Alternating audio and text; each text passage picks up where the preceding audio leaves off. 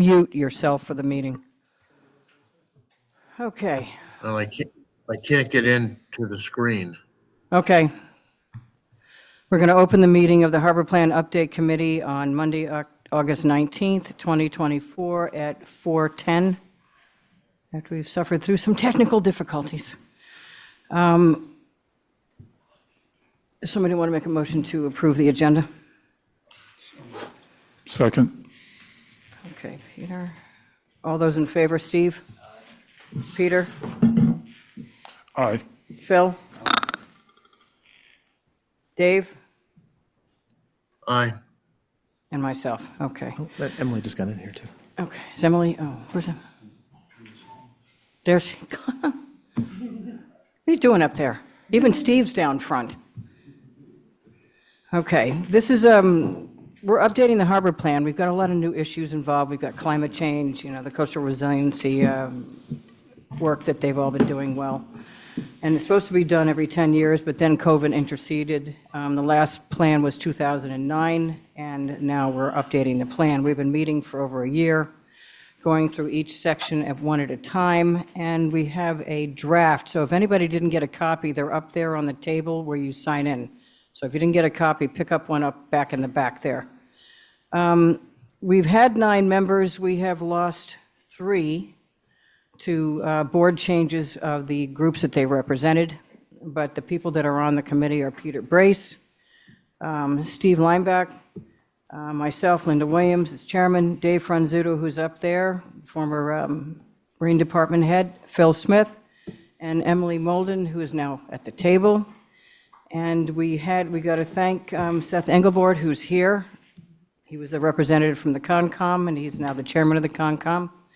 And Jesse Bell, who was recently with the Land Bank, and Samantha Dennett, who was Fisherman Council, who has left that position as well. But we couldn't have done it without all 9 of us meeting every 2 weeks, basically. So we thank everybody who was on it now, and we thank everybody who was formerly on it. We contracted with the Urban Harbors Institute at UMass Boston, who I believe did the last plan. And so they're very familiar with the current plan, but there's a lot of stuff that was accomplished over the last 15 years that we took out, and a lot of new stuff that we have to address, like sea rise in the current plan. We have staff here, which is Jeff Carlson, Tara Riley, and we have the Urban Institute, and I'll have you guys introduce yourselves. Sure. Kim Starbuck, Senior Research Associate with the Urban Harbors Institute. I'm Kristen Uterwick. I'm the director of the Urban Harbors Institute. Hi, I'm Shannon Hogan. I'm a research associate at the Urban Harbors Institute. So what they're going to do is we're trying to get this draft together in the next several months, probably before Christmas, I would assume, to finalize the draft and put it out for public review. What you have here is a draft with everything that we've been listening to for over a year in one place, because we've had 3 in town? 2 public hearings over the last year. We had one out in Nantucket, the Nantucket Admiralty, that was well attended as well. And then we've had the one at the Nantucket Hotel, which had a lot of people. We had and Great Harbor. And Great Harbor. But the Nantucket Hotel, I think, was the first one we had. And we had a lot of people at that one who had a lot of things to say. So we had different stations, and everybody sort of revolved around the different sections. There are several sections to the draft, such as coastal resiliency, public access, which a lot of people spent a lot of time on, natural resources, water quality, commercial waterfront, commercial and recreational fishing, boating, harbor operations, safety and navigation, administration, and coordination. Generally speaking, after these plans are approved, it goes to an implementation, which before was 2 separate things, because I was on the original plan, but not on the implementation. That may be a different situation this time, because we're immersed in this document. So the people that should try to implement it in different departments are going to have different sections. Will probably be some of the same people that are on here now. So what I'm going to do, Can I just, maybe just expanding a little bit on what Linda said. The plan that we went through over the last year, which was the 2009 plan, Many things we felt have been accomplished, so there was no reason to put it in this plan again. Some things were still in the works, so we kept it in the plan. If something was completed, we have record of that, and that will be in some form of appendix, so we don't lose sight of it. And then the other thing was the new ideas and the things that came out of the public meetings. So we have made every effort to include whatever you folks had mentioned in the public meetings. You'll see some of that in here. If you don't see what you had as an idea, let us know, but we've tried our best to try to consolidate and simplify things, because I think our general feeling is if the plan is too detailed and too extensive, guess what? Nothing gets done. It's just too overwhelming. So we're trying to make it in something that pieces can be accomplished and don't get to the point where we get drowned in detail. Yes, sir. Hang on one second. If you're going to speak, because this is being taped, they can't hear you when you're in the audience. We have to go to the and identify yourself and go to the microphones on I both think ends. there's one over there. We should have somebody with a microphone running around the room. It's a lot easier. Is this adequate? Does this work? Yep. So my question, I, not as a member of the Harbor Plan or the Harbor Plan Implementation Committee, I was just a member of the public who sat into as many of those meetings as I could, and there were about half of them. They had a very capable, both committees were very capable and experienced and knowledgeable. They worked very hard over a number of years. And as I recall, the final report of the implementation version had about 180 recommendations with assigned responsibility, agreed on and understood and accepted. And I wonder if you can give me an idea of roughly how many of those, were they monitored? Was the progress monitored? Because some of them would take days, weeks, and months, and maybe even years in some cases. I thought it was outstanding work. I wonder if you could comment on how many of those have been completed, monitored, or rejected, whether the status. What's your of that name? work So was. we have to take minutes. Thank you. What was your name? Ken Brassfield, I'm one of the Scallopole sailors. We're hoping to get ready for our 35th season in a couple of months. Good luck. We're going to cover that as we go through this, because in a short reply is that we went through every single one of them to see if they'd been completed or not completed, as Phil said, and whether they still need to go and what actions need to take place in order to implement them going forward. So we went through really every single one of them to make sure that they're okay to stay or go out. The original draft was a little bit more complicated to read and not as user-friendly. So we're making an attempt now to make it a little bit easier to understand and to read and see the goals and objectives in an addendum. Thank you for your I question. think the short answer is many were accomplished, many were not accomplished, not because nobody could do it. It was just that it was too large an undertaking and just didn't get finished. Madam And Chairman, that's going to be reflected in the current plan. There'll be plenty of time for people to ask questions or make comments once the presentation is made. Peter, did you want to add something? Yeah, can you recognize Dave Franzuto? Because he's the one that went through the 2009 plan, and he has the best bead on what we did. And I think he just asked to be recognized. Can somebody see when his hand is up over there? Because we can't. Madam Chairman, Hang on, Dave. Can somebody see when his hand is up? His hand is not up, but he is a co-panelist, so he is able to speak. Okay, Dave? yeah, I think the committee, Ken Bracefield, good to see you. I'm sorry I'm not there in person, but I think the committee agreed that I think after the capitulation and reviews by many of the town agencies and some independent review, I think we came up with 74% of the items had been completed.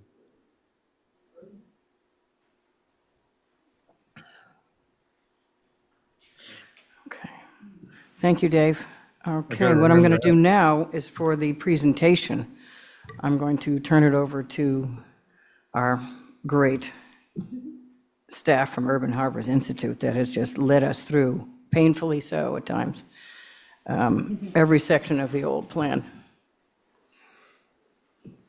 Okay, so thank you guys all for coming.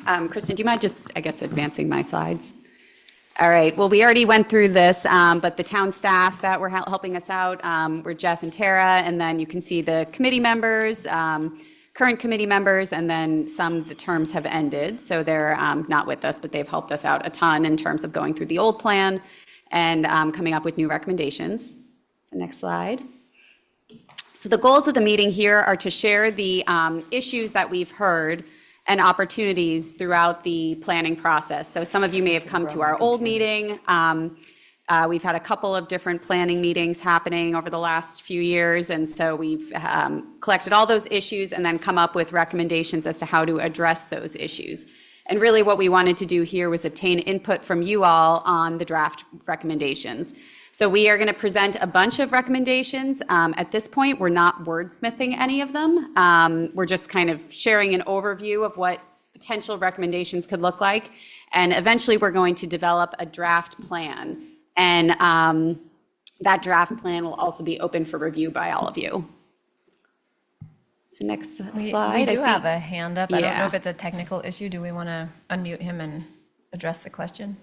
Just to make sure everyone can hear us. What I'd like to do is hold questions until the very end, so we don't keep breaking into the presentation, but Brian, did you have a, I did. I Something to add? apologize for interrupting. It looks like it was just resolved initially. I was just going to say we can't see the slides on Zoom, but now I see a slide. So thank you very Okay, much. It looks like the slides are advancing just a little bit slower on Zoom and YouTube right now. okay, great, thank you. All right, so the purpose of this harbor plan update, so we're looking to develop a document that establishes the community goals and policies that end up guiding the public and private land use along the harbors. We identify goals, visions, and recommendations for the waterways. We also, generally in this plan, are looking to address things like boating, fishing, climate change, public access, natural resources. We're looking to have this plan integrate and align with other existing plans, and then inform the state decision-making regarding activities in the town. And we are going to be updating it. Generally, these get updated on a 10-year schedule. So right now, the last one was 2009, so this is the update to that. So here is our timeline and engagement. So this is generally what has happened over the last year and a half or so. We've had a couple public meetings. We had a survey. We are now having this public meeting this summer. Summer 2024 is this one. We will be releasing that draft plan likely in the fall, and then having another public meeting in the winter of 2025 once that draft plan is out. Next slide. And just a note is that this will be going for state approval. So first it will be approved by the town, and then it will be approved by the state. And then this is our planning area. So you can see Nantucket Harbor on the right, Nantucket Harbor on the left. And so generally this is the area that we're looking at in terms of what issues are happening in the harbors. So these are the big topics that we have been collecting information on, and we're going to be talking about today, and then presenting some draft recommendations. Hopefully we will try to go through them fairly quickly, and then allow you guys some time for reflection and public comment. All right, so I think, Kristen, are you on? I am. Great. Did you want to mention, when you went back to the map, that part of what we did is we reassessed the areas that were covered originally by that 2009 plan, and we expanded the Nantucket ditch. We expanded where the plan is going to cover because of the sea level rise and impacts of flooding, repeated flooding. So we've expanded the map in both areas to cover where we think there's are issues. Linda? I think maybe it might be worthwhile just to say one of the purposes of this plan, as I understand it, is that when it goes to the state and is approved by the state, it is something that the state will refer to over the next 10 years before the next plan is done, so that anything that is coming up that is requested, something is under consideration by the town or whatever, that the state will go to this document. One of the first things they will do is go to this document to see if this is something that as a community, have on our list of priorities. Is that a fair statement? So this is not just creating a plan, it has a real purpose to it. And the purpose is that we want to make sure that we have everything that we can possibly think of that the state might want to put back to us if we're trying to do something in the next 10 years. Great. So we have a lot of slides, like a lot of slides. I think what we'll do today is present a fairly high-level overview of what we're talking about under each topic area, a sort of, we'll call this the trailer to the actual movie, right? If something that we said is of interest to you, please raise your hand. For those of you joining us online, I think you also can raise your hand and we'll unmute you. But there is a document in the back that has a draft of the recommendations so far. So if you hear something and we discuss it now and you want to think about it, it's also online. If you go to the Harbor Committee's website, you can look at it. And then at the end, we'll have contact information for people. So I don't want you to feel like you have to process every bullet here. This is just generally an overview. Otherwise, we would be here for 4 hours. And I think that is all I have to say before I get going. Coastal resiliency, I will say Nantucket is doing a tremendous amount of work on this topic already. And so this plan does not intend to undo or change anything that the town is already working on. It's really to reinforce the good work that's being done. We developed the recommendations in this section in close consultation with the CRAC Coastal Resilience Advisory Committee. Did I get that right? CRAC is more fun to say. So a lot of these recommendations have been developed in partnership with them. And really what we did was look at the existing coastal resiliency plan and figure out what was really relevant to the topics that we were talking about for the harbor plan, make sure that the plan is consistent, and then where possible, maybe add some additional input for CRAC to consider as it's implementing its recommendations. So for example, in places where resiliency or adaptation was recommended in the coastal resilience plan, we talked to CRAC about the importance of providing perhaps public access to the water as you look at your adaptation strategies, or making sure that adaptation doesn't displace working waterfront, water-dependent uses. So I just wanted to say that we've done a lot of coordination, and a lot of what I'm going to go over right now is really just filtering out what we've heard from the town and putting it in the context of the harbor plan and its issues. The other thing I should say is that climate change is cross-cutting across all of the topics that we're going to talk about today. So what I'm presenting right now on this section really focuses on infrastructure and coordination, but things like climate change and public access, or climate change and natural resources, you'll see later as we get to public access and natural resources. So that's a lot of caveats, and I apologize. The way that these slides are presented is we've identified the issues and the opportunities. These came through the public meetings that we held. This came through the survey that we did. It came through interviews, came through reading documents, working with the committee. So these are, if you're wondering where we came up with these issues and opportunities, we did not make them up. And these are, again, very, very much summarized high-level descriptions. So first of all, resilience and climate change is a very complex issue, and so the approaches to dealing with it are going to be complicated. Big concerns were the flooding, vulnerability to being isolated as an island due to severe weather, the fact that you guys have so many groups working on climate change and coastal resiliency is a big thing we need to be aware of. Coordination. Adaptation is going to be very expensive, so that's certainly a consideration the plan looked at. And then just everywhere you go, people have different thoughts about how places should be responding to climate change, and so that's another consideration that we reflected in the recommendations. And the goals are really, it's fairly obvious, to minimize and prepare for the impacts of climate change within, again, that harbor planning area that Kim had shown. Again, I'm not going to go through all of these. They are available online and at the document in the back.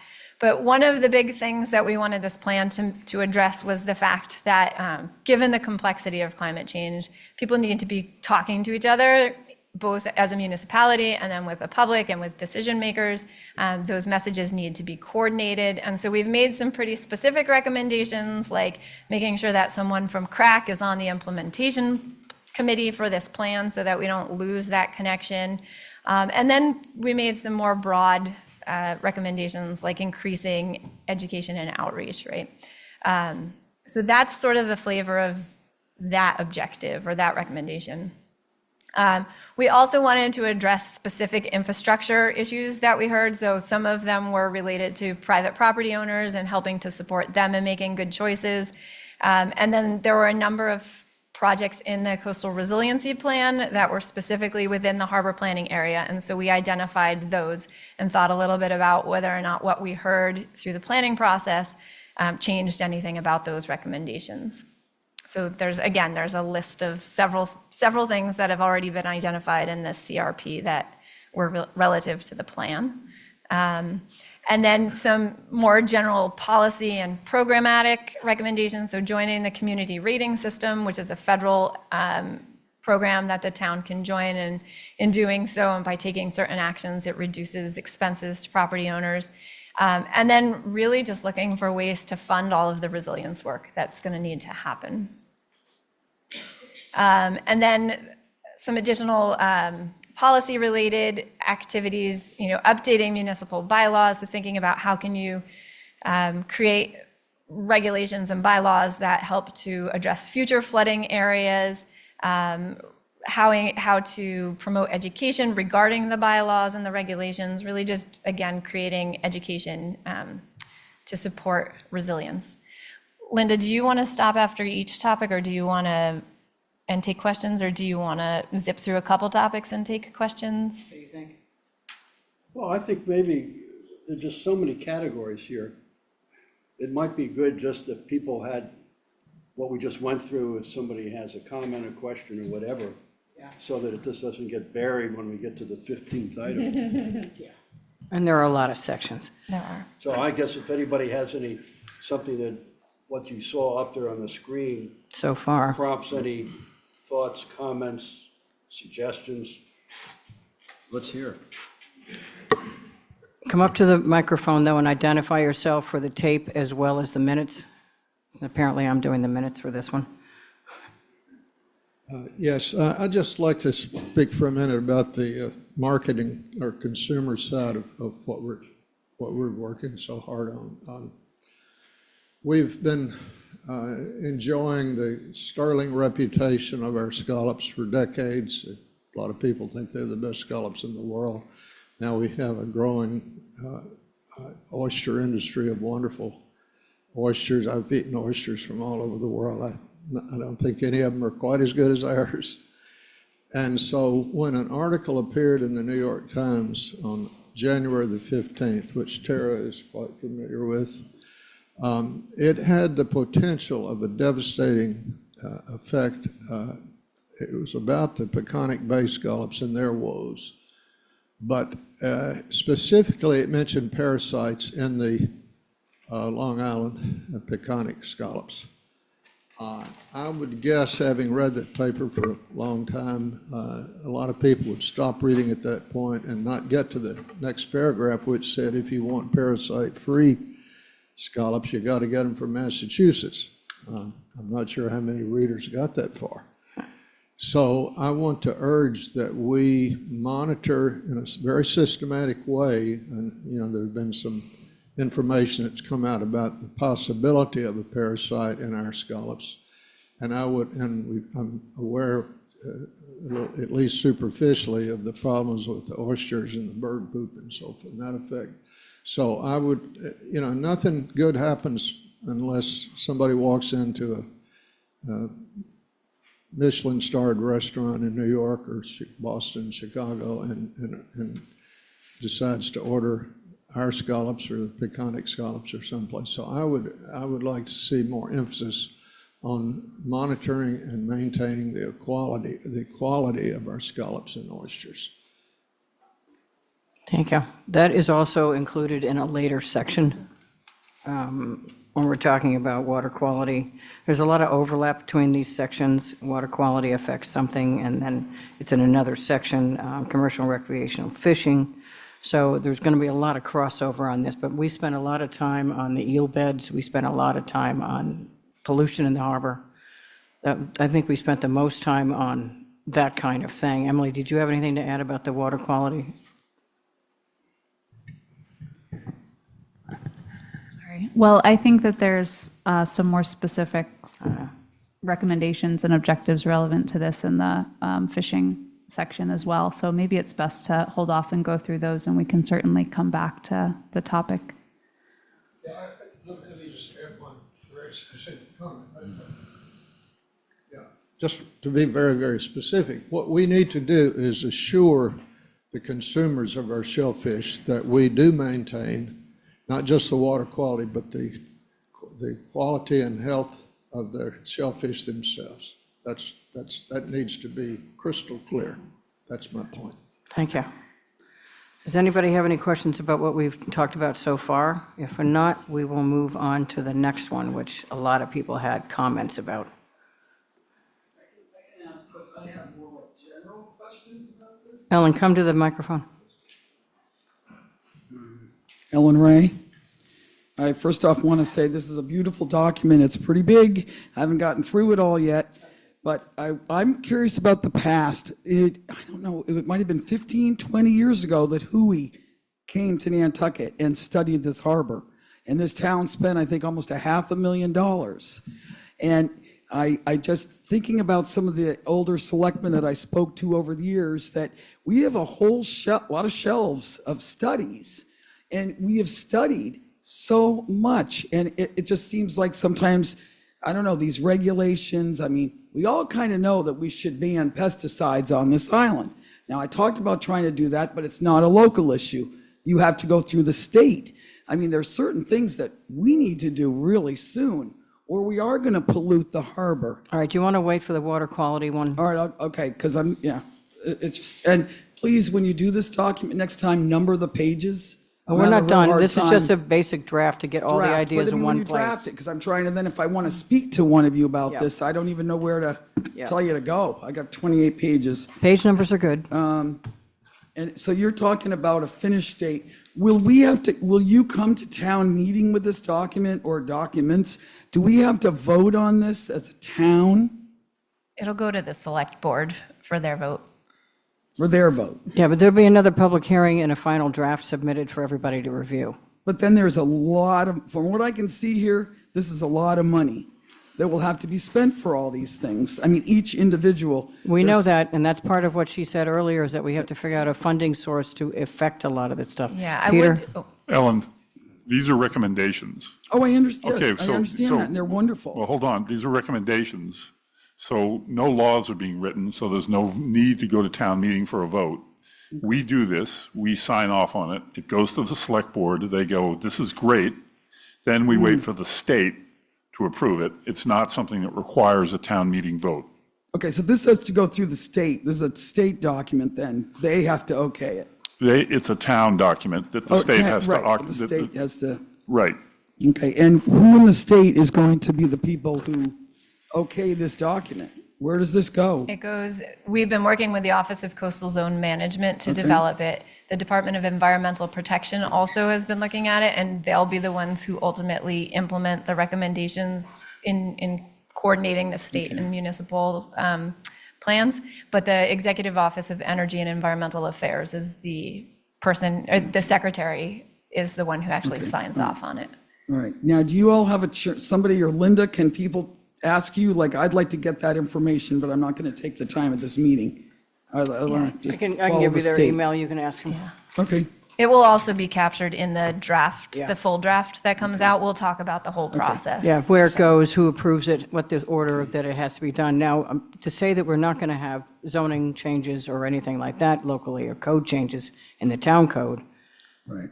that is sort of going to be listed in the matrix, because in order to affect something, it has to have a zoning change, or it has to have a code change, or something in coastal resiliency change. So we're going to be trying to figure out which group does what in the final draft.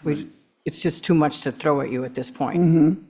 And also, does every town that has water, do they all have to do this?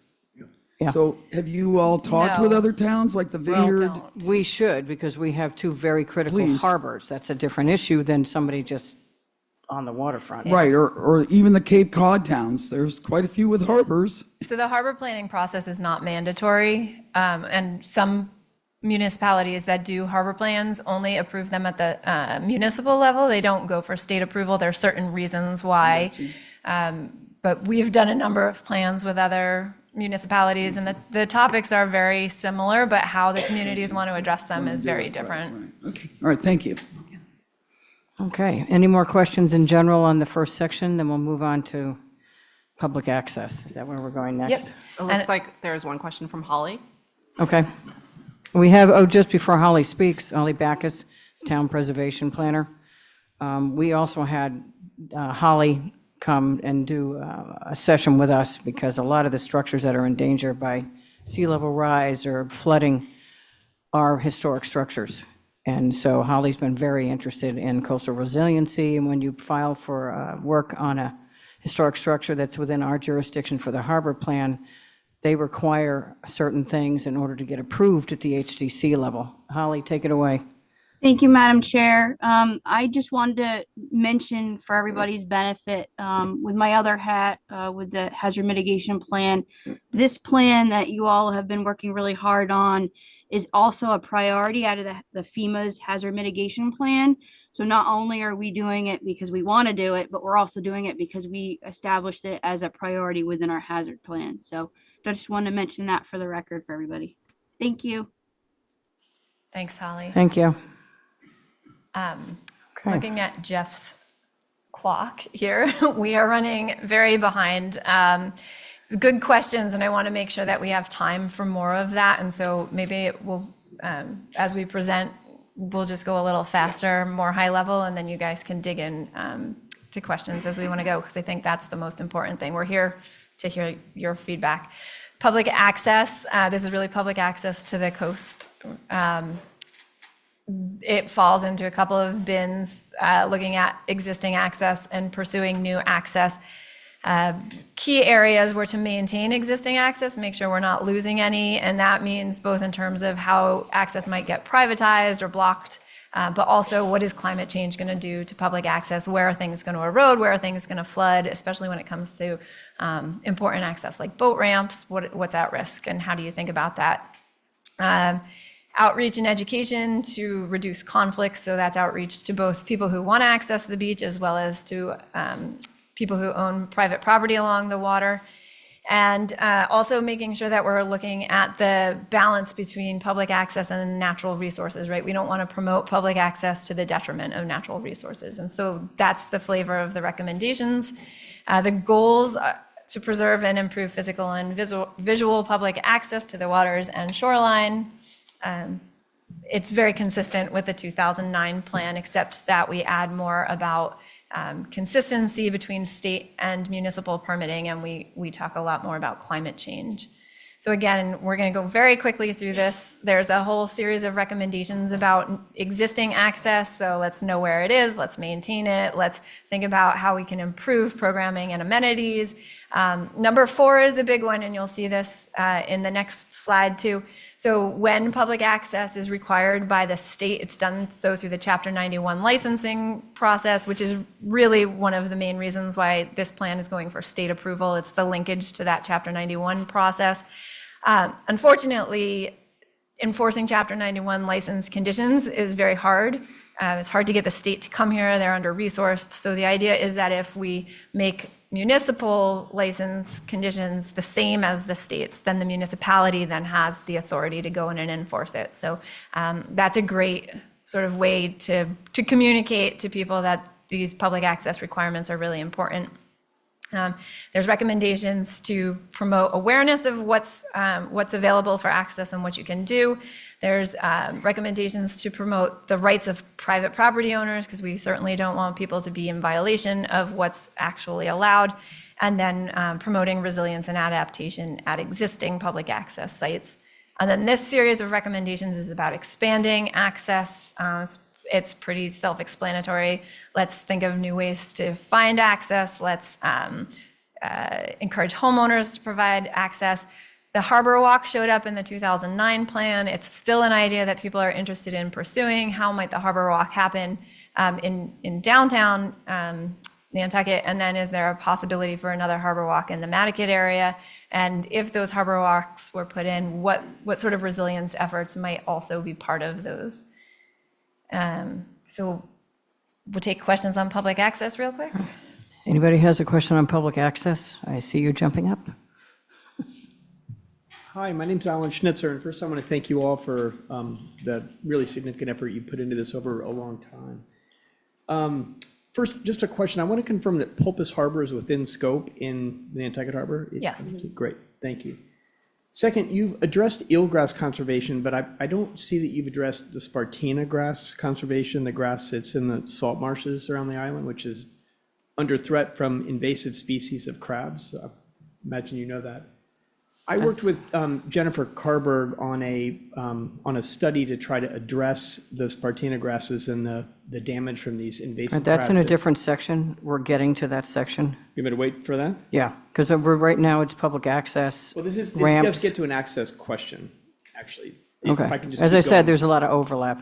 Yeah, so maybe just 30 Okay. more seconds and I'll wrap this up. But, so we had Jen Carberg and I worked on a project. It showed some promising results, but we've got a lot of very fragile Spartina grass at the water's edge that gets trampled on by people as they try to access the water. I just wonder if there might be a recommendation that would at least show some appetite for maybe some kind of environmentally friendly boardwalks that would allow access to the water without trampling through some of these very fragile grasses. Thank you. Great. Good idea. All right, that's great. Thank you. We will add that to our recommendations. Anything else on public access? Anyone online, Allison? Because we're well aware that we need another boat ramp. We're well aware that we need more access points for canoes or kayaks or just basic recreation.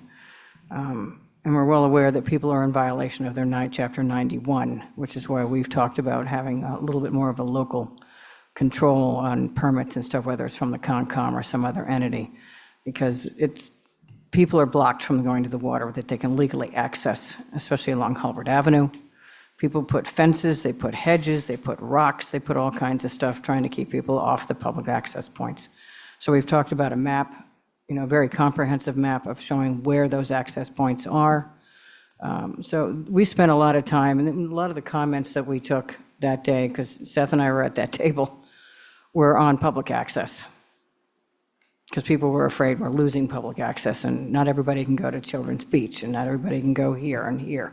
So I appreciate your comments about the grass, because a lot of the places people are using, they're just trampling right over the marsh to get in the water.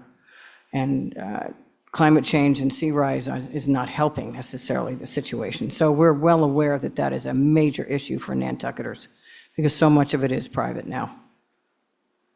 Great. Any other questions on public access? Would that include boat ramps? Yeah, so Carl, good to see you. Yeah, there is a recommendation in the public access to explore locations for existing boat ramps. And then in this section here on commercial waterfront, there's more about that. So I was just thinking in terms Campbell, of... identify yourself. Campbell Sutton, citizen. So I've been wondering, because I did notice that you said something about visual access as well. And one of the things I've noticed a lot, as I'm sure everyone has, is that as people build setback to setback, they're building like so, and it really blocks a lot of visual access throughout that whole northern section of the island. Anyways, so that was my comment. I don't know if there's anything that can be done, but you did mention it. So. Jeff, the Concom has something in our jurisdiction about visual impact. Yes. You want to explain that really quickly?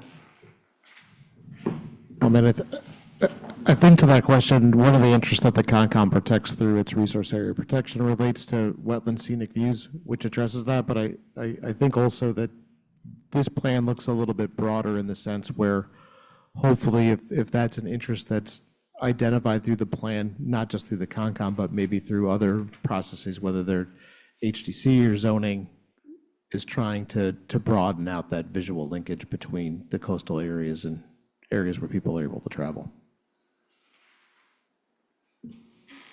Any other questions on public access? As I say, we've heard so much on this subject that we've taken into account everything. Quickly, Ellen. Just a quick one.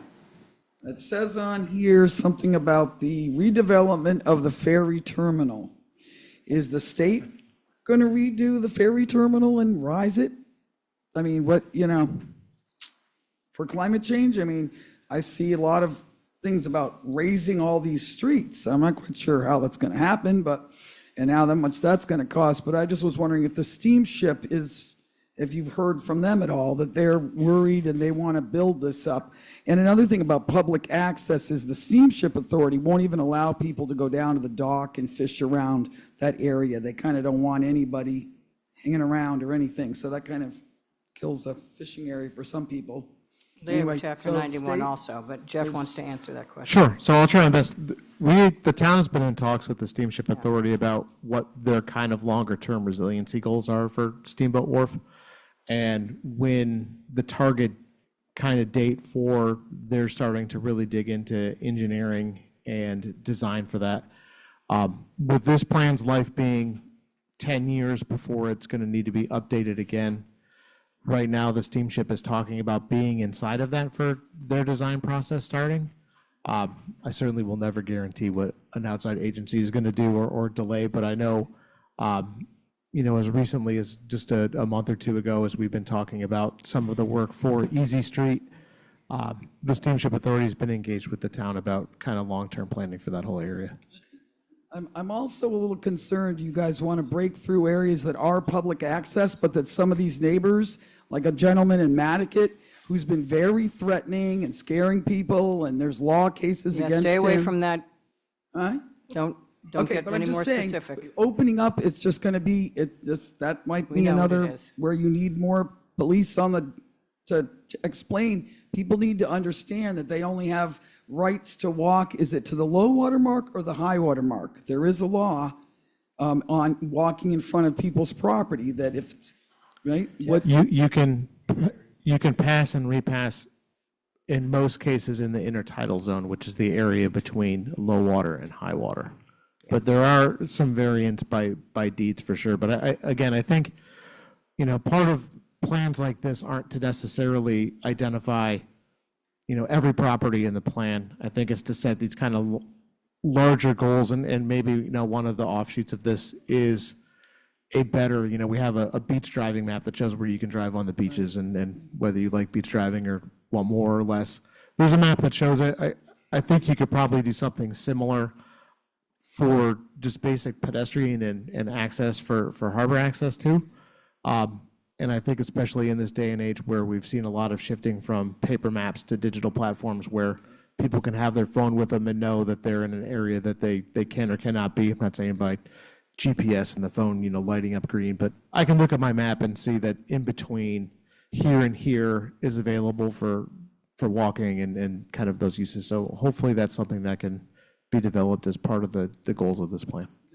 also, if you want to look into Boardwalk, Sandwich has a beautiful boardwalk that seems to be pretty high, and it's a long, beautiful boardwalk if you're interested in, there's several other over there on the Cape too. Well, but that Plymouth Sandwich Plantation one- has one right through the wetlands that's raised, and it's beautiful. Just to follow up on this stuff, the one thread that came through all of these sections was education. Because if we don't educate the public, we don't educate the private property owners, we don't put it out to everybody who comes to visit and rents a Jeep or rents a bike or whatever they're doing, if we don't educate them and put out educational materials that's comprehensive, where you can, can't go, what it means to walk on a beach, et cetera, we're never going to get anywhere. So part of almost every single section is education, and we said it every week, every time we met, it was education. Okay, how are we going to get that out? Education. So there are various ways of doing the education online, as Jeff said. So you can pull it up on your phone. They hand it out at the car rentals. They hand it out at the bike rentals. They hand it out on the boats. It's available everywhere. That's a big ticket item, but I think we can get that done. But this is great, but education of the general public and the property owners is critical. So that's part of everything we're doing, is how do we get it to the public? We also talked about, basically what Jeff said about the Steamship Authority, and it's not just them, it's the High Line, it's NIR, about trying to do stuff or plan for stuff within those 10 years. We had talked about reviewing this in 5 years or whenever the need was there, because climate change things are changing so much, the impacts are changing so much. Different areas are flooding, and you can take a kayak down at Brant Point like we did years ago in the no-name storm, which is the 100-year storm, which happens every couple of months. So this isn't a document we're never going to look at again in 10 years. The need's going to arise for us to look at it sooner. So be rest assured, we're not putting it on a shelf for 10 years and walking away and seeing in 10 years what we did and didn't do. This is a living document. It's just going to keep on going. Natural resources? Peter? Yes, Dave Madam Dave Chair. Ronzuto has a comment, sorry. Oh, go ahead. Sorry, Madam Chairman. In response to Ms. Ray's comments, the Roads and Right-of-Way Committee 10 to 15 years ago went to great lengths to find all of our public ways going down to the water, and I believe there was even some legal situations to make people move their bushes back and move their driveways so that these could be marked, and then they were all marked with granite posts. So a lot of that work has already been done. And they're still looking for violators, let me tell you. So Dave, do you have your hand up?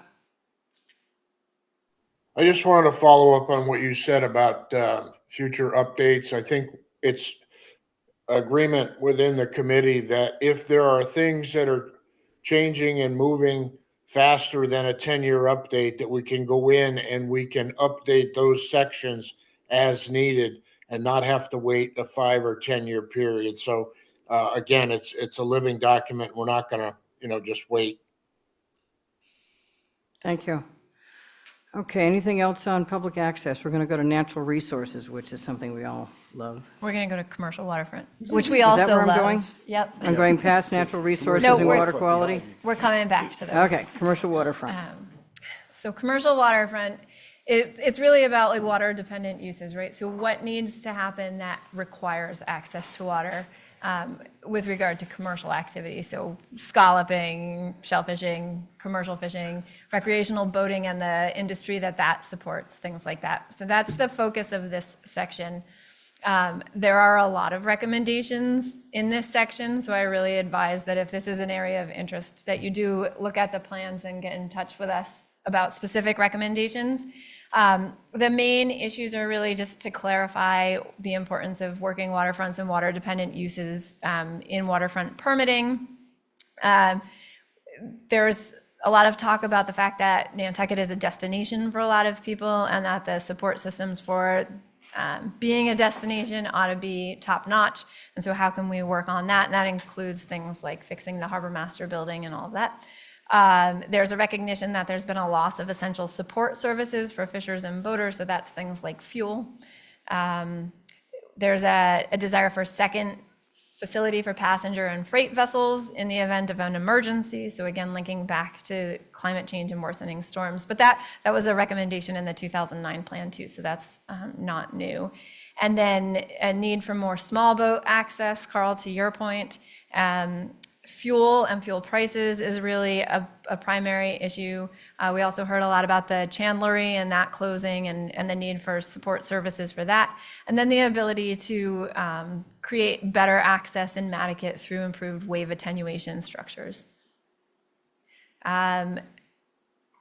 Again, there's a lot in this section, so maybe we'll just go through the goals and then really quickly through the recommendations. But the goals were to maintain the legacy here of the important working waterfront that you have and make sure that that legacy continues, to create a safe boating environment while still protecting natural resources and other uses, increasing the security of the harbors, making sure that during a disaster or weather event that operations can continue, making sure that the natural resources and all of the other things that people love about Nantucket are balanced with the working waterfront needs. And then I think we talked about this with regard to comments made, but really improving the accessibility around the ferry terminals, especially as plans are made for them to be upgraded. Water-dependent uses in the context of the harbor overlay district came up a lot. There was talk about increasing the ferry embarkation fee to support some of the working waterfront activities, just understanding where all of the use areas are, looking at the opportunity, I think I just mentioned this, of developing a second commercial pier for emergencies, limiting the expansion of private docks, which is something that's already in effect, looking to address the fuel issues here. The recreational fishing pier maybe is not necessarily a commercial waterfront issue, but it was something that came up, and so we're figuring out where exactly to put it, but we didn't want to lose it, so it's in here for now. And then working with the Steamship Authority as it makes its plans, and really trying to get the surrounding community engaged in those activities. So I know I went through a lot right there. I do want to be mindful of the time. Does anybody have any questions about the commercial waterfront? The goals really of the plan are to support the existing water-dependent uses, make sure that they remain, make sure that they're not in conflict with either natural resources or other activities. That's sort of it in a nutshell. I believe Dave has his hand up. Yeah, Madam Chairman, I just wanted to remind everybody that's there from the public that we're going to continue to meet every 2 weeks. And, I know that Kristen and Kim have, put together a great presentation and initial packet, but, if you have specific concerns, specific property issues, specific thing, we meet every 2 weeks. You need to come and voice those things to us, and we will certainly give it its due. So we're not stopping meeting between now and December. Madam Chairwoman. When is our next meeting, though? Because we had Labor Day as a Monday. The week after Labor Day. Would be the 9th, maybe? Yeah. Okay. And we meet at 1 o'clock, usually in the lovely trailer. So I guess one of the Wait, things hold is. on. I was next. Yeah, Peter was next. Sorry, Phil. What Dave was saying is that this isn't your last opportunity just to speak. So even though we're rushing through the meeting to make sure that we end on time, it doesn't mean that you're not going to be able to say something again. There'll be the whole public review process at the end. So this is just a first look at what we've been working on. So please don't stop coming to our meetings and making comments. I think the point is that we're just showing you here the slides, the top, the 30,000 feet. But if you want to get into the details, you've got it here in the draft to see in more detail what we were trying to accomplish. September 9th, whatever that Monday is, at 1 o'clock at the trailer. Is that Monday? Yeah. Lovely building. I believe they're also hybrid, right? So folks can Yeah, join there's Zoom as online. well as in person. And when you go to the agendas that are posted online, you can go to the Zoom link. Campbell? Hi, Campbell Sutton again. So as I'm listening, I like the concept of the continuous improvement. I think that's a really good model for any development like this. So I'm just curious on this, because I did go to a thing the Coastal Resiliency had with their two projects on Easy Street and on Francis Street. And I'm assuming there's some coordination between those plans and what you guys are looking at? Is that? The real short answer to that is yes. Okay, great, because the one thing I noticed was that there's a lot of lovely planning going on in a harbor, especially over by, the town pier going all the way over to Sales, that has a lot of boats, and most of those boats are accessed from Sales or Francis Street Beach.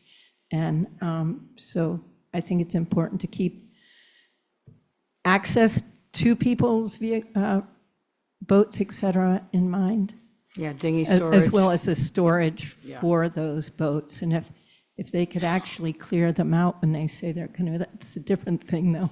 Okay. Okay, what's the next section?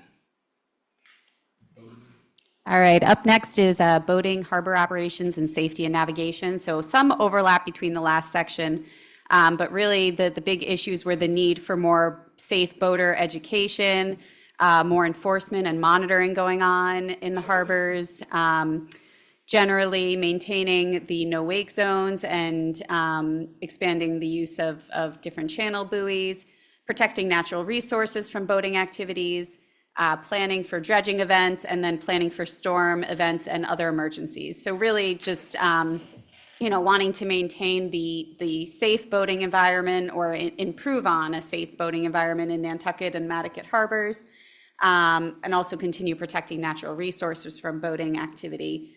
And then also generally to increase the security of the harbors in case there is some sort of a big marine disaster, storm, et cetera. One big recommendation here is just to assess the general carrying capacity of the harbors. So how many boats can actually be in the harbor, what's safe, try and understand what is the current carrying capacity, and then also potentially reevaluate issues related to cruise ship visits to Nantucket. Another recommendation is just to limit impact of boating activities on natural resources. So just generally make sure that, there's a lot of enforcement going on to make sure boats are not damaging natural resources, increase the availability of pump out facilities, and maybe conducting a dive survey to assess how boating might be impacting eelgrass. And then a lot of recommendations under here, but the big one is just generally improving harbor safety, which includes anything from making sure that the channels are dredged, to reviewing speed limits, to making sure that all navigational aids are where they should be, and potentially expanding the use of that, and maybe distributing some materials about boater education and the best ways to boat in Nantucket and Nantucket harbors. And then generally, just kind of something we've talked about already, but just increasing general security, ensuring that the ensuring harbor operation during a storm or emergency.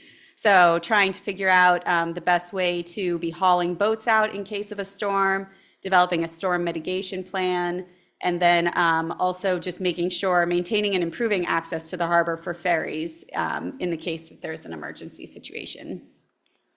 We had Sheila Lucy come and spend a couple of times, wasn't she with us twice? To talk about enforcement. We can have all the greatest rules and regs involved if she doesn't have enough staff to do the enforcement. So one of the big things in the plan is that we support the Marine Department. And anything that she needs, whether it's another boat, whether it's more staff, the lifeguards, the new building, improving the town pier. It seems to get wrecked every time a storm comes.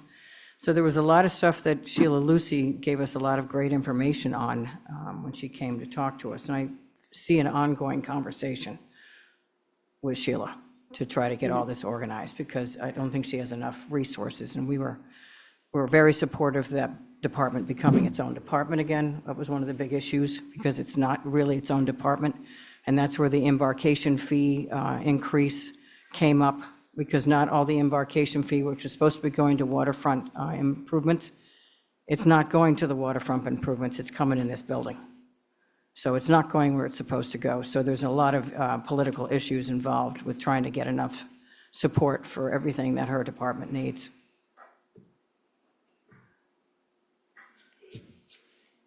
What's next? Oh, Dave? Oh, hang on one second. Dave, while you walk over there. You said it more eloquently than I. Thank you. Okay. Good Thank afternoon, you. John Burns. Quick question on this section with regards to harbor carrying capacity. Is there any draft idea that it's at 90%, 100%? Today in August, we're at 110%. Is that going to be part of a recommendation or part of this, the final survey? That's my question. Well, Sheila, we talked about the carrying capacity, and she said there's an actual number, and you can't put an anchor in there or The Army Corps of Engineers Yeah. apparently has the final say on final this. say of that number. And so it's a negotiation with the Army Corps of Engineers. And however that takes place. But we talked about this a lot because a lot of those of us who like to be on the water, if you have a boat, you'd like to be able to have a mooring for it. And, how do we do that? And then you have the other problem. I mean, look at Cathcart Road, for example, all the people who want to have their boats Their out dinghies there. and everything else. Parking, where do you put the dinghy? I mean, Yeah. the whole thing is just overwhelmed. So, so to some extent, that controls how many moorings you can have, because you have all the dinghies on the beach. So, we're just But we getting did- bigger. We did talk about that and whether we should expand the anchorage or decrease the anchorage. And as Phil said, a lot of it's set by somebody other than us. And Sheila says it's what she's got to deal with, and there it is. Steve? Yeah, a lot of mooring areas that, the harbor's broken up into different mooring areas.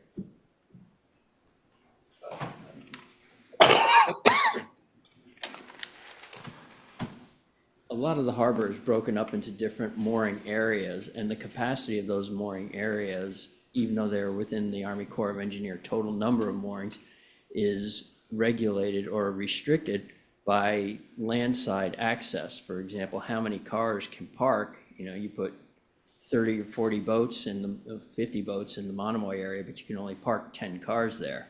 So, it's not always an issue. It's not, everyone doesn't show up to use their boat at the same time. But that is a big determination on how many moorings can be in an area, not just the number of boats and how they swing, but how people access it.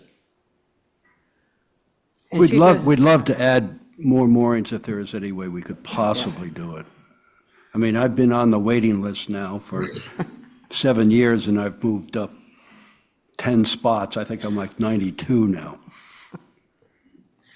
Yeah, there's only so many moorings. She's got an actual grid of where these moorings are and whose mooring it is, what number it is, because the mooring guys have to work with Sheila's, I'll get to you, Dave, Sheila's office, as where they're going, what size the boat is, how much swing it needs. I mean, there's an awful lot we had a boat over at the jetties, and there wasn't anybody over there with us because it was all mucky. But there are different criteria and different grids and different this, as Steve said. Dave? Yeah, we've made great strides at trying to accommodate as many boats as possible, but obviously the waiting list for the larger boats is longer. And as Steve points out and was correctly pointed out, the Corps of Engineers permits the mooring fields to their locations and dimensions and sizes. And then it becomes a factor of all of our other resources: parking, public access, water quality, eelgrass damage, et cetera, et cetera. So it's not as simple as just moving the parts around on the page. It all plays into how many to determine the carrying capacity. So we'll work to try to increase that, but it's a finite area. If I may, Madam Chair, just to follow up on what Dave said, I think the committee's also spent some time discussing how that needs to be balanced with ensuring the protection of the natural resources in the harbor as well. So I think it's an element, obviously, there's a recommendation to figure out what that carrying capacity is and who dictates it, but also to continue to consider it in the future and keep revisiting it. All right, great. So now we'll just quickly go through natural resources. So obviously big concerns about the decline in eelgrass, decline in salt marshes, invasive species that are out there, general need for more funding, and the pesticide and fertilizer used by the landscapers, and then just generally how a growing population on Nantucket is impacting the natural resources. So really the big idea behind this is just it's protecting natural resources and making sure that all decisions are made based on best available science, and also increasing general education around natural resources. So first recommendation, protect and restore resources Big thing, developing an eelgrass management plan is very important. Also, just generally continuing efforts to protect all the salt marshes and figure out other ways just to generally protect salt marshes. So another recommendation is just making sure that everybody's using the best available science, and then also making sure that that there are enough educational materials out there on natural resources and letting people know how they can protect natural resources, different types of, what the different types of chemicals that the landscapers can and can't use. And just generally making sure that the word is out that people should be concerned about this and keeping things protected. Another recommendation is looking at eradicating invasive and nuanced species. And so the thought of potentially developing a formal and robust monitoring and awareness program to detect when invasive species come in as quickly as possible, and making sure to be eradicating all different types of invasive species like green crabs, Asian crabs, Phragmites, and planting more native species. And then overall, just generally maintaining environmental protection, so making sure that all the bylaws are up to date, that some new ones are in place, and making sure that, specifically wetland bylaws are enforced. And the Conservation Commission, so they just recently approved the no build, no disturbance buffer zone, the new one for the wetlands. So that's a step in the right direction there. And just making sure that general legal assistance is available to the Conservation Commission to enforce the wetland bylaws. So it's a lot on natural resources, and there's going to be a little bit of overlap with water quality on natural resources. But any comments on that? Yep.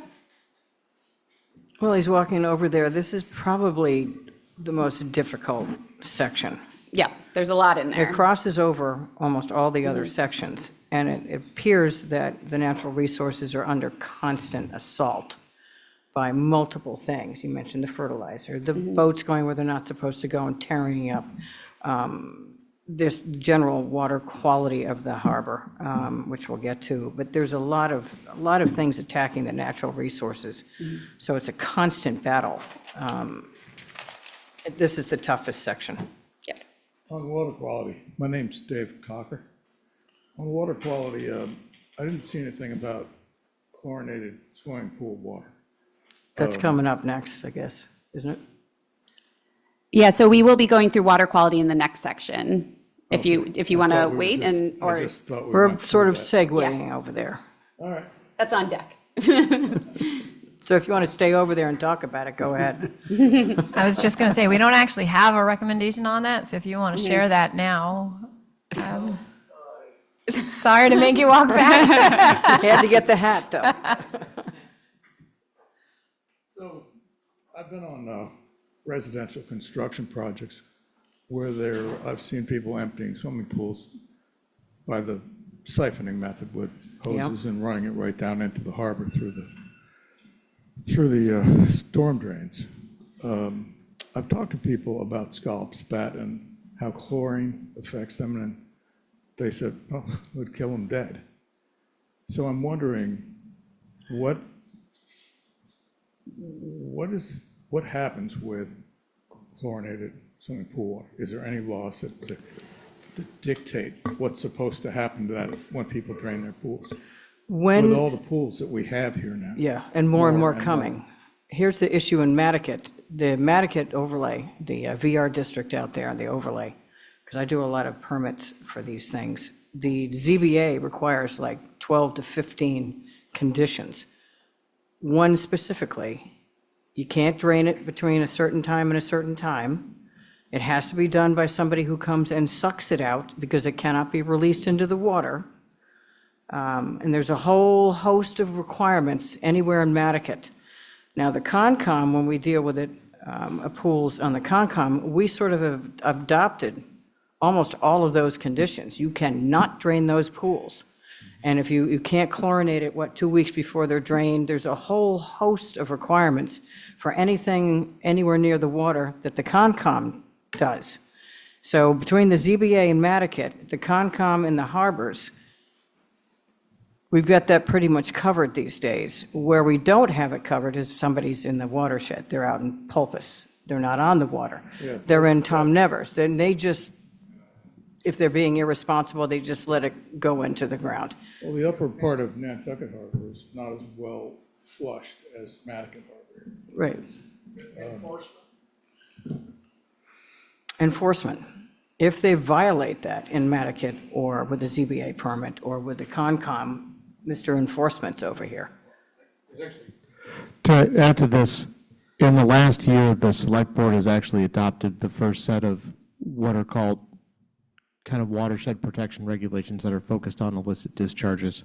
And swimming pools are very clearly identified, and that regulation that was passed gives the authority for enforcement to a number of town departments, including health, natural resources, plus the police department can enforce. So if there's someone that's improperly draining a pool, there's ample opportunity to report. I mean, obviously, some of those things come in. Some people have been ticketed. Some people have not, depending upon circumstances.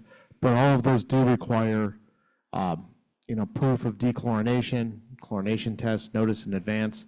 A number of those sites do require off-site removal. We've worked with the wastewater treatment facility to be sure that they can, receive that dechlorinated water to make sure that we're not going to be blowing up their system. That's the last thing anyone wants to do.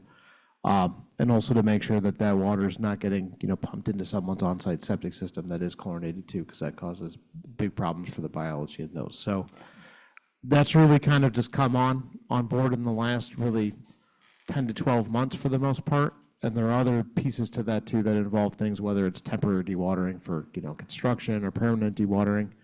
But I won't bore everyone with the details of all of that today, but I'm happy if people have questions about what's included in that to set up a time to chat about that, or those regulations are available through the town website too.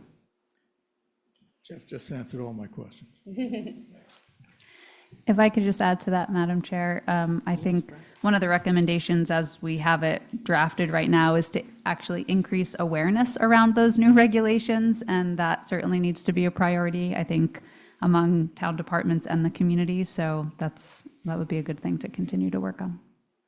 But it is acknowledged that this is a scourge of Nantucket. Everybody's got to have a pool. And then we're going to have to try to keep track of the pools and who's doing what wrong. There was a case out in Monomoy where it ran down the road and people were going, oh my God, they're draining the pool into the road and it's going towards the harbor. Multiple phone calls.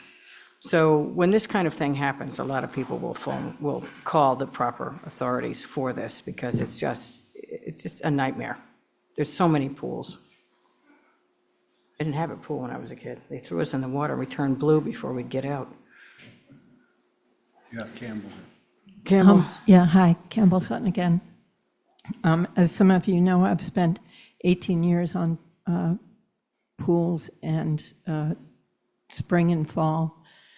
So it just seems to me as a thought, because we're often going to enforcement, like, well, that's got to be enforced, which requires someone to have seen it and call it in. And there should be, given that, you have to get the permit for the pool, goes through the building department, et cetera. Every pool should be registered somewhere, and every pool maintenance person should be tied to a pool. And they should be able to, at the end of every year, before they go for the next year or something, they should be able to show on some sheet where they have followed all of the regulations around the emptying of the pool. I don't think it's fair to put it all, given that, most of us don't have pools, I don't think it's fair to put it on enforcement entirely to track, which is, something that's very difficult to track because people will release the water at 5 o'clock at night, which it's darker then, and they're not necessarily, if they're looking to go through a loophole they will. And I just think we need to put some onus of responsibility on the pool owners and those who maintain the pools, because I think pretty much every pool out here, unless it's above ground, is maintained by some company. So, thank you. That's a good idea to add, to talk about adding to our, everybody's nodding that we need to register these pools and figure out who's maintaining the pools. Because that's a fantastic idea, so I've got that starred here. Okay, anything else on, I guess we're sort of in water quality, aren't we? Well, I'm sure we can have the presentation on it formally. I just wanted to add a couple of things quick before we leave natural resources. Just to the prior gentleman's question, I think this is where we do have a section speaking to the monitoring, protection, and restoration of salt marshes, but I think it was great to add the comment on how public access and salt marshes interact. And then I think just in general, and this probably goes to the water quality section as well, I think our approach, big picture, has been to create objectives and recommendations that look at further research, education for the community, and then what additional bylaws, regulations, policies do we want to look at in order to provide the greatest protection moving forward. So those are kind of three of the biggest elements, I think, of both sections and the plan as a whole. But. Cool. Do we have anything specific you guys are presenting on water quality, or are we sort of pretty much keep I going? have a few then? slides, yeah. Okay, go for it, Janet. All right, so water quality, main issues and goals, nutrient pollution. I mean, overall, there has been some slight improvements in the harbor, Nantucket Harbor, of nutrient pollution, but it's still, a major concern, and fertilizer is still a major issue and contributing to the nutrient pollution. Also, need for more outreach and education related to HABs, harmful algal blooms. Desire for new water quality testing sites and potentially emerging pollutants. There's a lack of stormwater management in town. And then additionally, need for increased enforcement oversight of the fertilizer program specifically. So just for increasing awareness and education, updating and implementing school curricula, continue to educate the public through brochures, public forums, et cetera, such as a biannual or annual surface water quality report, which I believe is being worked on, and providing education to water users. Expand research on current and emerging water quality issues. Obviously, you want to continue funding for the water quality monitoring program and seeking funding to enhance it or get new equipment to make monitoring more efficient. Evaluate potential groundwater contamination, update the water quality management plan, continue monitoring HABs, and also requiring dye tabs for transient boaters and rental moorings.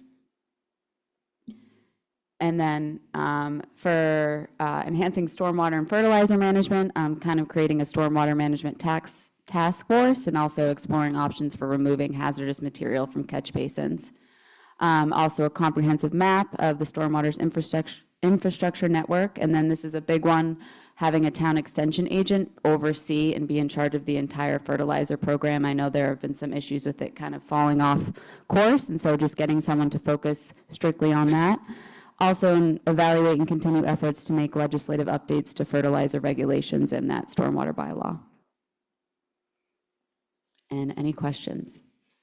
We know we still have a lot of old septic systems that are not doing what they're supposed to do in the wrong place.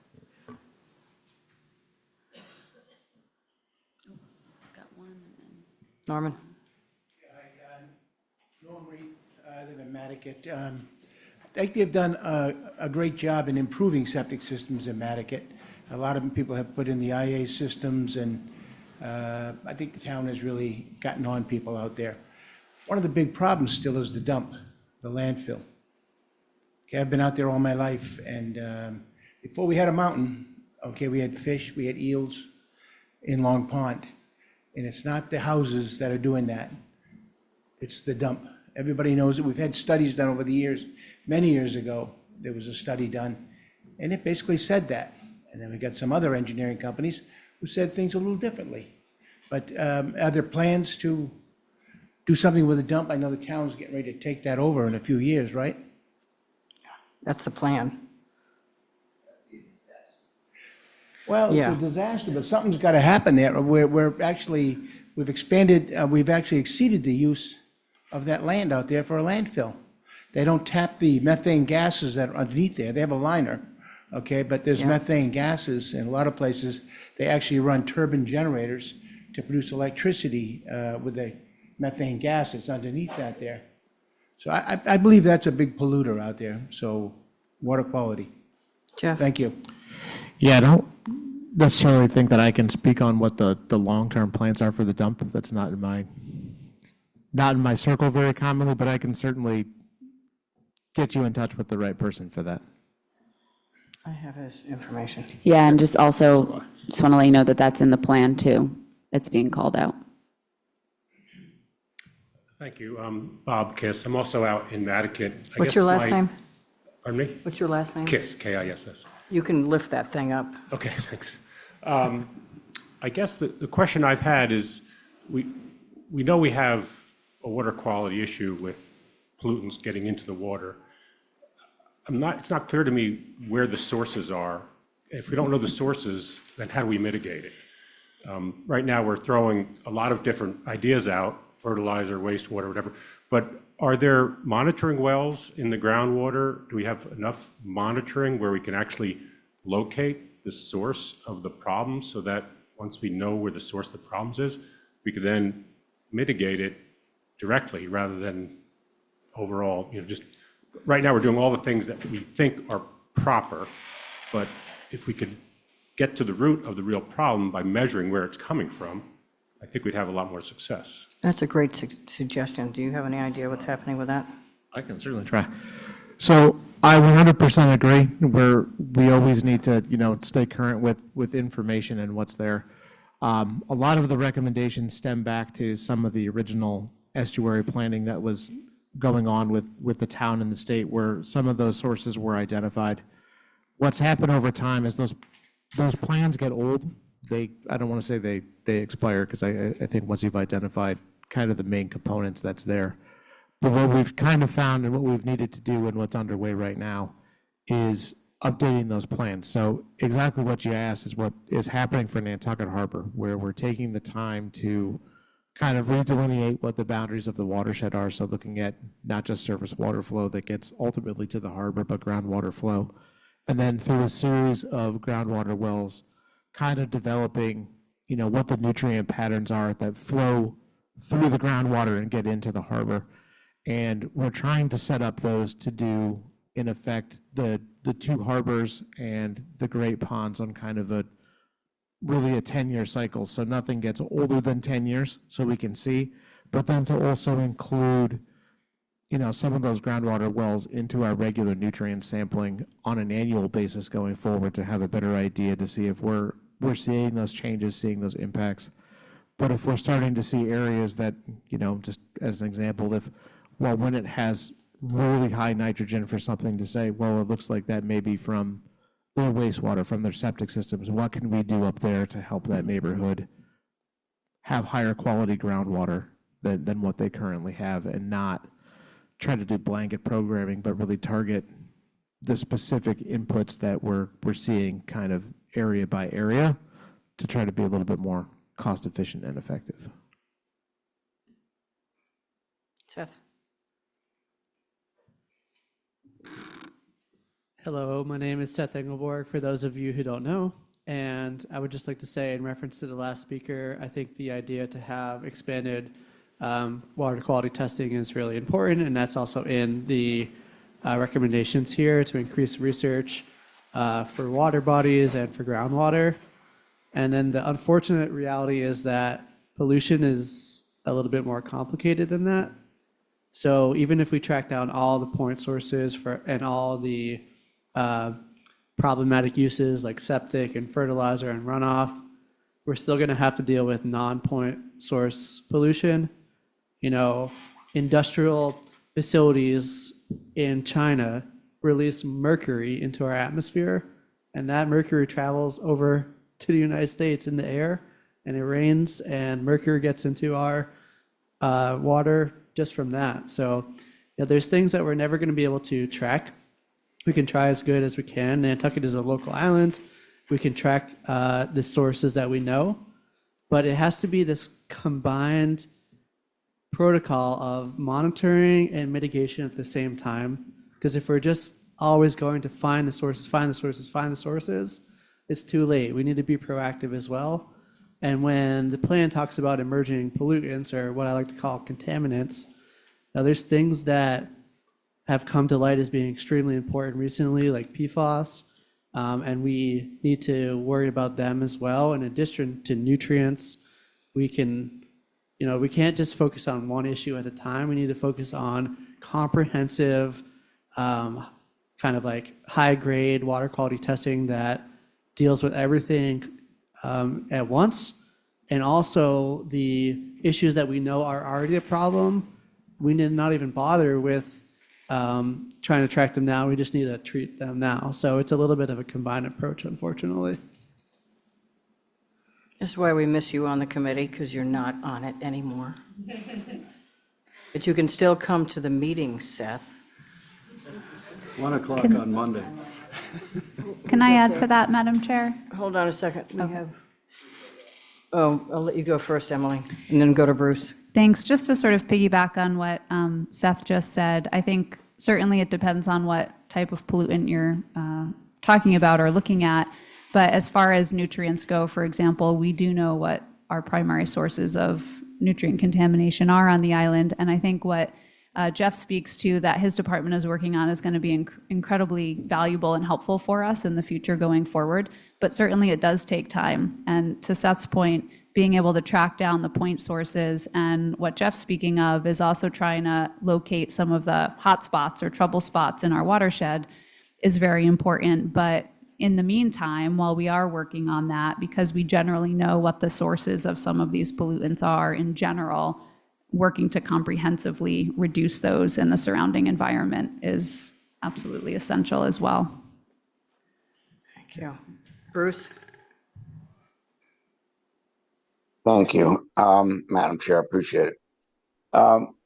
2 quick points.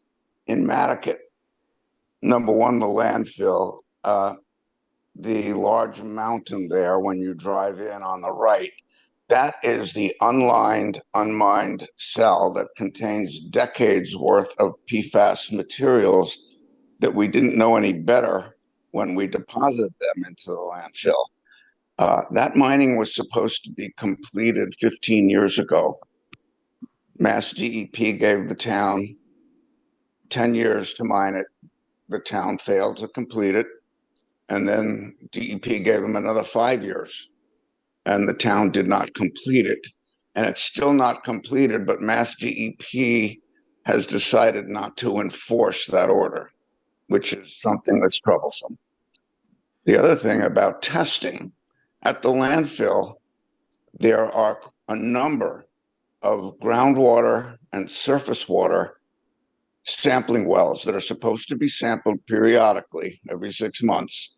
And the town's supposed to produce a report, which is available. But in addition to that, there are dozens of sampling wells throughout Nantucket that were installed decades ago that the town's consultant, when they test and sample, doesn't want to sample them. So we find that disconcerting, and we would like to somehow get that put into the protocol of not only sampling at the landfill, but to also sample the existing wells that are all over Nantucket. Thank you. Well, that's a good idea. Okay, thank you, Bruce. Steve has a question, comment. Yeah. Just wanted to point out and not diminish the importance of what everyone's saying about the landfill, but it is outside of the harbor plan area. So there's only so much we can incorporate landfill-wise into the harbor plan. But I was going to say, we do have issues with it draining into the Nantucket ditch, et cetera, which then ends up in Nantucket Harbor. So, yeah, mining in cells like that, we really sort of outside of our thing, but we look at everything that's sort of going into the harbor from the Mattocket ditch or whatever method it goes into the harbor. Hi, Mal Condon, Mattocket since '72. My thought all along was the ditch was dug in what, 1660, I think, between the settlers and the Indians for herring and eels. Maybe it's time to just block it off at Second Bridge and open the pond to the ocean, because when the estuaries was doing their studies, they always said the solution to pollution was dilution. And maybe make it a pond. Even if we couldn't do that, sheathe it off and let it drain in the winter when the nitrogen doesn't affect the harbor as much. Interesting idea. Hmm. Who's up there? Dave? Yeah, just as recently as our last meeting at the Harbor Shellfish Advisory Board, Bobby DeCosta brought up the issue of the ditch, and we're actually working on incorporating that into the dredging plan and opening that up to improve water quality and reinstate or try to reinstate the eels and the water quality in Long Pond. Isn't Long Pond in our study area? As far as it relates to the ditch, I believe, isn't it? The ditch I is. didn't- Okay, I thought we had expanded it a little bit further, but. And that also just brings me up to another point while I've got everybody, is the fact that the Harbor Shellfish Advisory Board, Peter Brace is sitting there with you.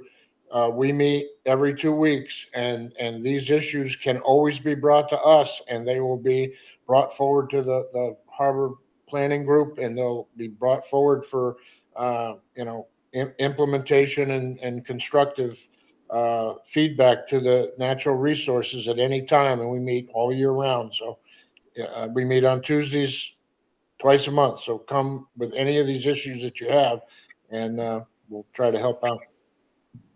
We do acknowledge that the ditch has a really important role to play in that whole ecosystem out there. Madam It's been Chair, I pretty don't, trashed over time. sorry, I don't recall if we have a specific recommendation about evaluation of the ditch, but maybe that's something to consider adding. Yeah.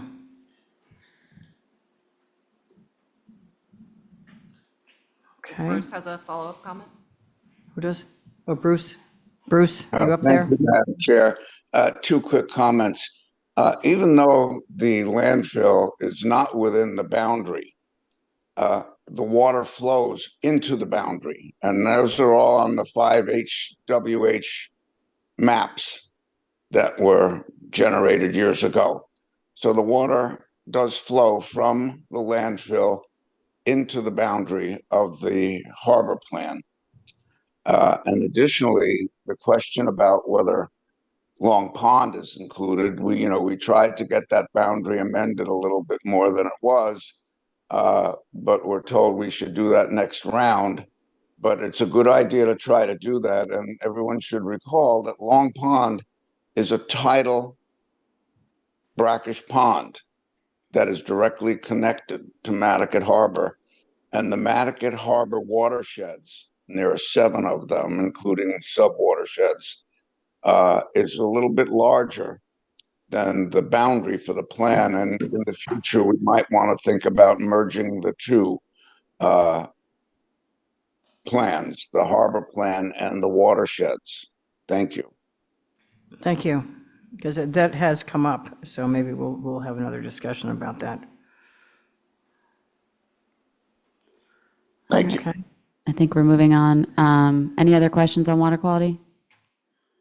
Okay, so I'm going to run through the last 2 sections, just so we can get through them before there's questions. It's commercial and recreational fishing, and then administration coordination, which is a pretty short section. So I'm just going to go through both at the same time. Okay, commercial and recreational fishing issues and goals. There's a declining fisheries workforce, shellfish closures impacting fishers, struggle with enforcement. Some of the regulations for shellfish are outdated. There's also a concern of lack of shellfish habitat, and also the hatchery is vulnerable to climate change. So obviously, as said before, you want to improve and expand upon existing waterfront access points for fisheries uses, improve infrastructure at Brant Point Hatchery and develop a climate resilience plan for that area, explore shanty revival and a shellfish co-op, and then potentially organize an advisory committee that includes the town's resources department, public schools to identify workforce needs within the fishing industry.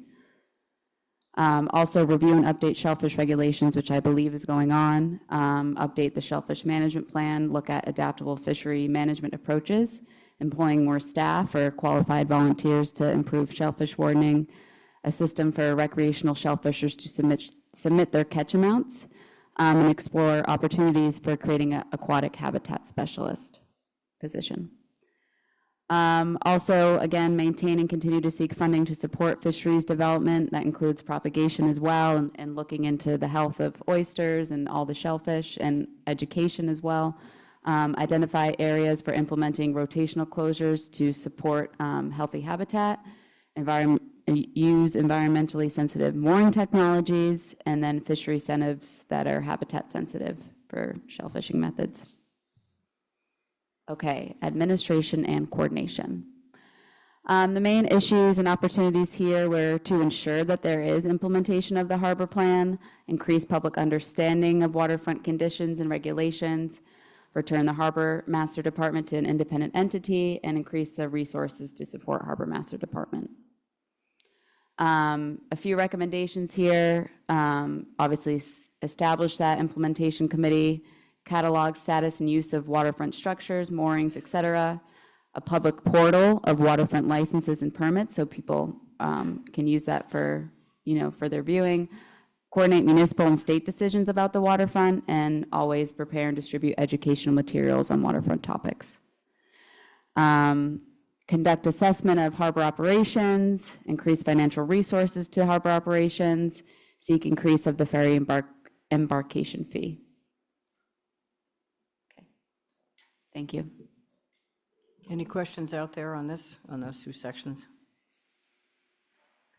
I think we all know that the beds are in trouble, and they're in trouble. You've been doing it for your whole life, Carl. So I just sort of have a question. Maybe it's tangential to the discussion on the commercial fishing and workforce, et cetera. And I could be wrong about my understanding, but it seems we may lack official brokers. Are they fish brokers? But, you can't just privately sell your catch, right? You have to have it approved. It has to go through. And I know in the winter that has become a challenge in the past. I don't know if it is in the future, but it seems like a position that if people were able to sell their catch more easily, more outlets for them, that would be more inspiring to someone who wanted to get into the trades because they like outdoors and they like the fishing, et cetera. So that was my comment on that. Thank you. Madam Chairman, Peter? can I respond to Ms. Sutton? Yeah. Ms. Sutton, individual scalpers who get wholesaler licenses can sell directly, privately, to restaurants, stores, or whatever. But so many of them are closed. They can sell off-island. So a lot of them will ship overnight by FedEx to, the people who have the wholesaler licenses can do that, so. Just as a quick follow-up to that, because you had mentioned co-ops, is that something, because, shipping is a wonderful thing, but it's rather expensive from here, so sometimes it reduces the competitiveness of our catch, but can they, if there was a cooperative, could they sell privately, like take orders from people and then sell, like if I lived in New York, could I order 5 pounds and have one of the scallopers ship that to me? Or would it have to, it's just a question to throw out there. Well, the scalpers with wholesale licenses can do that. To private people? Yes. So then through a co-op, you could create a website where that would be more available. Okay, thank you. Okay. Any other questions, general questions or anything we didn't get to that anybody wanted to ask? Madam Chair, if I could just point out for Ken's benefit, I think this is the section where there are some recommendations about supporting the fishing industry and future research as well. You had just mentioned. I think in this section is where we have some recommendations that speak specifically about supporting the fishing industry and then also future research. I know you had raised a concern about parasites, and that's where we could make sure that those items are addressed. Thank you. Well, I got to say, thank you very much for coming. This is one of our largest groups we've had. Feel free to contact any one of us or go on the website. You can get a hold of Kristen, you can get a hold of Kimberly, you can get a hold of Shannon. There's any number of ways of getting a hold of us because, as I say, this is a preliminary draft. And if we're missing something, let us know. Or if we didn't capture it correctly, let us know. We want input from the public. And since a lot of people are here right now and they're not necessarily here in November or December, when a final draft is going to be coming out, we want you to take the time to digest this whole document and get back to us because we really need input from you guys. And I'm just so glad to see so many different people here from different areas of the island. It's great. Thank you very much for coming. Thank you very much. Yeah, and up here is the QR code where you can use to get to the website, which has some updates on it. And hopefully you guys are all on our mailing list. Make sure if you're not please everybody sign in, but if you're not on the mailing list, especially sign in so we can put you on there and let you know when the draft plan is available. And then we'll be looking forward to hearing any additional feedback you guys might have. Thank you. Steve made a motion to close the meeting at 5:50. And hold on. 10 minutes early. And Phil seconded. All those in favor? Emily? Aye. Peter? Aye. Phil? Aye. Dave? Aye. And I'm an aye. Thank you, everybody. And the sun is coming out.